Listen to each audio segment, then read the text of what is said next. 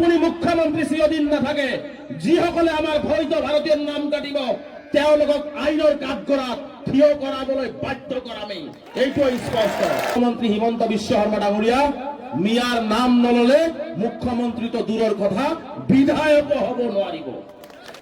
তাৰমানে ৰাতিপুৱা এটা টেবলেট খায় মিয়া, দুপৰীয়া এটা খায় আৰু ৰাতি খায়, মানে সেই মিয়াৰ টেবলেট নাখালে তেওঁৰ ৰাজনীতি নচলে।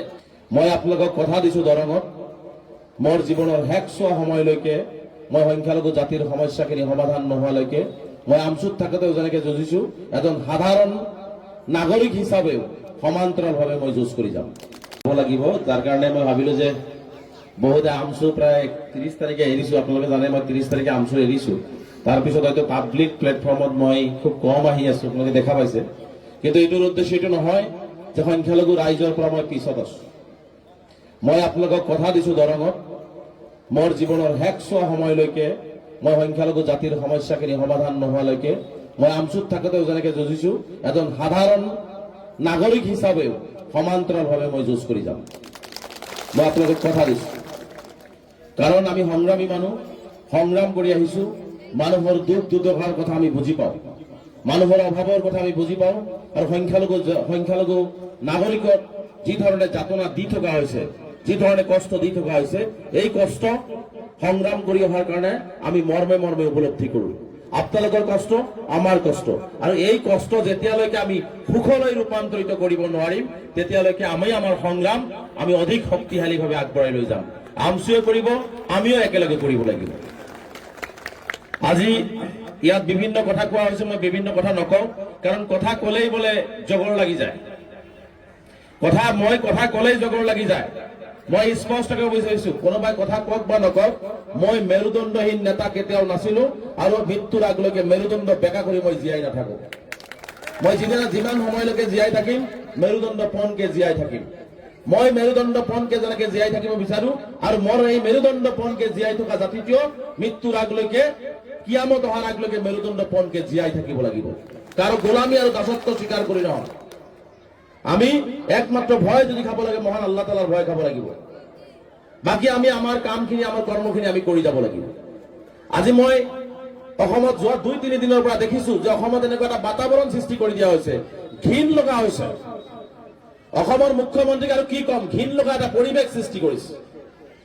অসমৰ মুখ্যমন্ত্ৰীৰ মানসিক যি ভাৰসাম্য সেয়া স্থিৰ অৱস্থাত বৰ্তমান পজিশ্যনত নাই। মানুহ ক্ষমতাৰ কাৰণে এনেকুৱা বলিয়ান হ'ব নালাগে।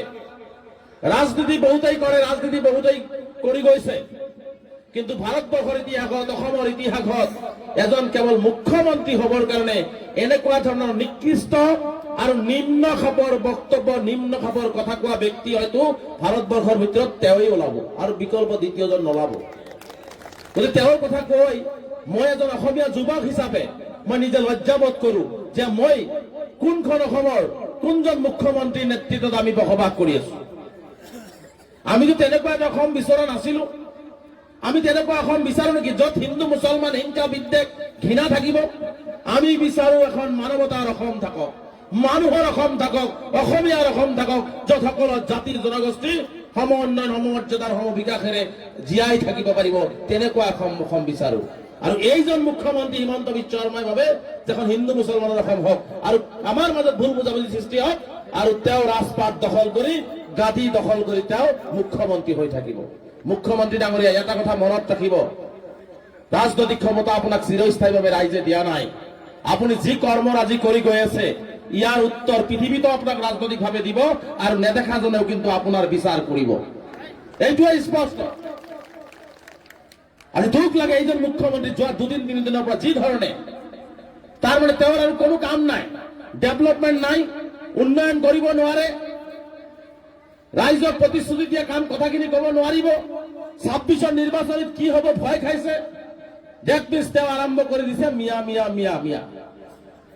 তাৰমানে ৰাতিপুৱা এটা টেবলেট খায় মিয়া, দুপৰীয়া এটা খায় আৰু ৰাতি খায়, মানে সেই মিয়াৰ টেবলেট নাখালে তেওঁৰ ৰাজনীতি নচলে। মই আমচুত থকাতেও আজি কৈছো, মুখ্যমন্ত্ৰী হিমন্ত বিশ্ব শৰ্মা ডাঙৰীয়া মিয়াৰ নাম নললে মুখ্যমন্ত্ৰী তো দূৰৰ কথা বিধায়কো হ'ব নোৱাৰিব। চৰকাৰ গঠন তো দূৰৰ কথা, তেওঁ বিধায়কো হ'ব নোৱাৰিব।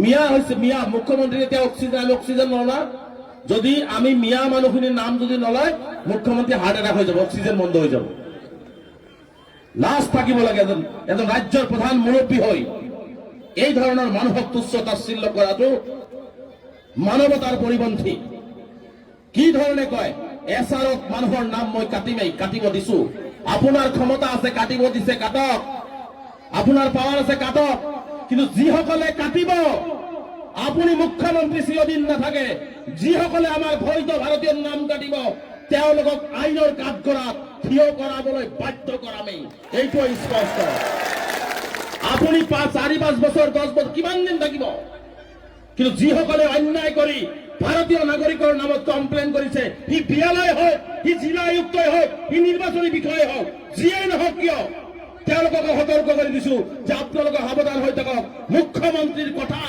উঠা বহা কৰি প্ৰকৃত ভাৰতীয় নাম যদি আচলৰ জৰিয়তে ভোটাৰ লিষ্টৰ পৰা কাটে আমি আইনগতভাৱে আপোনালোকৰ লগত যুদ্ধ কৰিম আইনগতভাৱে যুদ্ধ কৰিম গণতান্ত্ৰিকভাৱে যুদ্ধ কৰিম ভাৰতীয় মানুহৰ নাম কাটিব আপুনি আৰু কিমান অত্যাচাৰ কৰিব অত্যাচাৰৰ এটা সীমা থাকে ৱাল কিন্তু পাই গৈছো আমি মুখ্যমন্ত্ৰী ডাঙৰীয়া স্পষ্টকৈ কৈ দিছো সংখ্যালঘু ৰাইজ এতিয়া আপোনাৰ অত্যাচাৰত ৱাল পাই গৈছে এতিয়া জীয়াই থাকিবলৈ গণতান্ত্ৰিকভাৱে আমি কিন্তু সন্মুখত আগবাঢ়ি গৈ গণতান্ত্ৰিক আন্দোলনৰ কাৰ্যসূচী গ্ৰহণ কৰিম আৰু আপুনি কিন্তু সেই আন্দোলন ৰোধ কৰিব নোৱাৰিব আৰু ইয়াৰ বাবে যি পৰিস্থিতি হয় তাৰ বাবে সম্পূৰ্ণ জগৰীয়া ডক্টৰ হিমন্ত বিশ্ব শৰ্মা ডাঙৰীয়া হ'ব লাগিব আপোনালোকক মই বিনম্ৰতে আহ্বান জনাইছো মানুহ চাওক মানসিক ভাৰসাম্য সুস্থ থাকিলে মানুহ এনেকুৱা কথা ক'ব পাৰে নেকি যে ঠেলাৱালা ৰিক্সাৱালাৰ 4 টকা বিল হলে 3 টকা দিবা 5 টকা বিল হলে 3 টকা দিবা মই সমগ্ৰ অসমৰ ৰাইজক কৈছো সমগ্ৰ সংখ্যালঘু ৰাইজক কৈছো যি ঠেলাৱালাই নহওক কিয় জাতি ভেদ নাৰাখি 5 টকা বিল হলে 6 টকা আপোনালোকে দি থৈ আহিব তেওঁ 4 টকা দিবলৈ কৈছিলো আমি 6 টকা দিম আমি 7 টকা দিম এই সিদ্ধান্ত আমি গ্ৰহণ কৰিব লাগিব তেওঁ ঘৃণা কৰিব আমি মৰম কৰিম তেওঁ হিন্দু মুছলমান কৰিব আমি মানুহ কৰিম মুখ্যমন্ত্ৰী ডাঙৰীয়া আপুনি মনত ৰখা উচিত মই যদি ভাল মানুহ হ'ব নোৱাৰো মই ভাল মুছলমান হ'ব নোৱাৰো মুখ্যমন্ত্ৰী হিমন্ত বিশ্ব শৰ্মা ডাঙৰীয়া আপুনি যিমানেই হিন্দুত্ববাদী নাথাকক কিয় আপুনি যদি ভাল মানুহ নহয় তেনেহ'লে আপুনি ভাল হিন্দুও নহয় এই কথাটো স্পষ্ট মুখ্যমন্ত্ৰী ডাঙৰীয়া জনা উচিত গতিকে মই অনুৰোধ জনাইছো আপোনালোকক ঠেলাৱালা ৰিক্সাৱালাক তেওঁ কি দিব বিচাৰিছে 4 টকা 5 টকা আমি ঠেলাৱালা ৰিক্সাৱালাক 4 টকা 5 টকা নহয় বেছিকে পইচা দিম বেছিকে মৰম দিম যাতে তেওঁলোকৰ সন্তানে অহা 5 বছৰত ডক্টৰ ইঞ্জিনিয়াৰ হৈ তেওঁলোকে আমাৰ অঞ্চলবিলাকত কাম কৰিব পাৰে হয় বাপে ঠেলা চলাইছে ৰিক্সা চলাইছে লৰাই যাতে ঠেলা আৰু ৰিক্সা চলাব নোৱাৰে তাৰ কাৰণে আমি প্ৰত্যেকেই পইচা বেছিকে দি সন্তানক মানুহ কৰিবৰ কাৰণে সেই ঠেলাৱালাজনক যাতে 5 বছৰ পিছত কয় ডক্টৰ অমুকৰ বাপেক গাঁও ইঞ্জিনিয়াৰ অমুকৰ বাপেক গাঁও এই কথা যাতে কয় তাৰ কাৰণে আমি কি কৰিব লাগিব আমি প্ৰত্যেকজন দুখীয়া দৰিদ্ৰ মানুহক কাম কৰি খোৱা মানুহক আমি তেওঁলোকক পইচা বেছিকে দিম গতিকে আপোনালোকক অনুৰোধ জনাইছো তেওঁৰ কথা কৈ থাকিলে দিন আৰু ৰাতি নাই গতিকে আৰু আমি এটা সুস্থ মানসিক পৰিৱেশত থকা ব্যক্তিয়ে আচলতে মুখ্যমন্ত্ৰী এই ধৰণৰ কথা বাৰ্তাবিলাক আজি ভাল নলগা হৈছে অসমৰ ৰাইজক মই আহ্বান জনাইছো যে সমন্বয়ৰ বাৰ্তা বিলাব গৈ উন্নয়নৰ কথা ক'বলৈ গৈ মোৰ জীৱনৰ লগত কি হৈছে আপোনালোকে সকলোৱে জানে আপোনালোকে কেতিয়াবা বিশ্বাস কৰে নেকি ৰেজাউল কৰিম চৰকাৰ কেতিয়াবা সাম্প্ৰদায়িক কথা বাৰ্তা কৈছে কেতিয়াবা কৈছিলো মই 20 বছৰীয়া সংগ্ৰামত কৈছিলো কিন্তু মোৰ লগত যিখিনি হৈছে সেইখিনিৰ হিচাপো মই সংখ্যালঘু ৰাইজক ল'বৰ কাৰণে আহ্বান জনাইছো কিন্তু যিসকলে ভাবিছে যে ৰেজাউল কৰিম চৰকাৰে কাৰোবাৰ ভৰিত ধৰি থাকিব ৰেজাউল কৰিম চৰকাৰ কাৰো ভৰিত ধৰি থকা সংগঠনৰ নেতা হৈ জন্ম হোৱা নাছিল ৰেজাউল কৰিম যদি ভৰিত ধৰিব লাগে সংখ্যালঘু ৰাইজৰ ভৰিত ধৰিব কাৰণ সংখ্যালঘু ৰাইজে জন্ম দিয়া আমচুৰ পৰা মই নেতৃত্ব দি আহিছো গতিকে যি পৰিস্থিতিত মোৰ লগত যিখিনি কথা হ'ল আজি মই স্পষ্টকৈ দেখিলো আজি ক'বই লাগিব এই কথাটো মই ৰাজহুৱাকে কৈ যাওঁ অসমত মোৰ বিৰুদ্ধে এটা ভুৱা প্ৰচাৰ চলাই থকা হৈছে মই কাৰো বিৰুদ্ধে নহয় মই বিজেপি চৰকাৰৰ অন্যায় অত্যাচাৰ বন্ধ হ'ব লাগে। আমি গণতান্ত্ৰিকভাৱে সুস্থভাৱে সকলে সম অধিকাৰ লৈ জীয়াই থাকিব লাগে আৰু হিমন্ত বিশ্ব শৰ্মাৰ অপশাসন অসমৰ পৰা উৎখাত হ'ব লাগে। এই সংকল্পৰে আমি কাম কৰিছো, হয়নে নাই? কিন্তু আজিও দুখৰ বিষয়, দেৱবৰ শইকীয়া ডাঙৰীয়া আজি মোক কৈছে যে এজন মানুহ আহিছিলে, নাম ক'ব নোৱাৰে, এজন মানুহ আহিছিলে, তেওঁৰ ধৈৰ্য থাকিব লাগিছিলে, তেওঁ ওলাই গ'ল। মই আপোনালোকক স্পষ্টকৈ কৈ গৈছো, মই এটা ৰাজনৈতিক দলত যোগদান কৰিছো।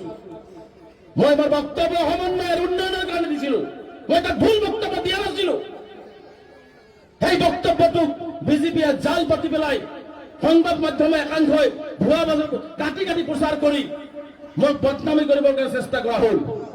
তাৰ পিছত মই এই পাৰ্টিৰ পৰা তেওঁলোকে ক্লিয়াৰিফিকেশ্যন দিলে, মই তিনিবাৰ ক্লিয়াৰিফিকেশ্যন দিলো, মই ক্ষমা খুজিব কোৱা হ'ল, মই ক্ষমা খুজিলো। এতিয়া আপোনালোকে কওক, ক্ষমা খোজাৰ পিছত আৰু কিবা থাকে? ক্ষমা খোজাৰ পিছত আৰু কিবা থাকে? ক্ষমা খোজাৰ পিছতো সেই পাৰ্টিৰ দুজনকে নেতা ৩ নম্বৰ দিনত ৭২ ঘণ্টা পিছত আকৌ মোৰ মাথাৰ ওপৰত কোপ দিছে। ধৈৰ্য মই ধৰিব লাগিছিল না মই যাৰ ঘৰত ধৰিছিলো সেইসকল নেতাই ধৰিব লাগিছিল যে ক্ষমা খুজিছে তেওঁ? এবাৰ তোমালোকে ক'লা, দুবাৰ ক'লা, 3বাৰ ক'লা, ধৈৰ্য ধৰিলো, ক্ষমা খুজিলো। ক্ষমা খোজাৰ পিছতো আকৌ মোক আক্ৰমণ কৰা হ'ল।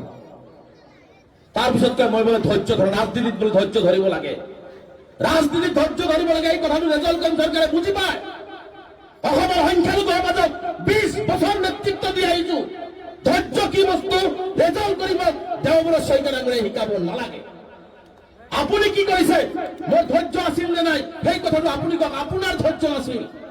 আপুনিতো প্ৰথম দিনা মোক গালি পাৰিলে, দ্বিতীয় দিনা মাফ খোজাৰ পিছত আকৌ কিয় গালি পাৰিলে? এতিয়া ধৈৰ্য ৰেজাল্ট কৰিম চৰকাৰৰ আছিল না দেৱবৰ শইকীয়াৰ আছিল? আপুনি কওক।